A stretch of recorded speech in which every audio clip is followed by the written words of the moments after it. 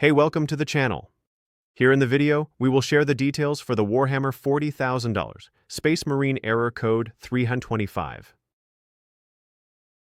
The error reads, connection to the Warhammer 40,000. Space Marine was lost. Before we proceed, we want to let you know that we used AI for the voiceover and some graphics. However, all the information shared has been manually researched and is not AI generated. As per our research, the error comes when users face a server connection issue while trying to play the game. According to our research, this is likely a server-related error that causes disconnection from the game.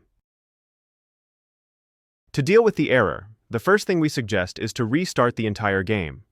Simply exit to the desktop, then close the game process completely, and then relaunch it. Then check if the error still comes.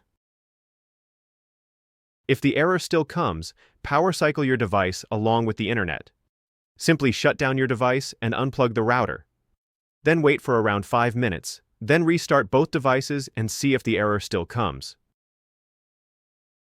If the error still persists, check if there is any pending update for the game.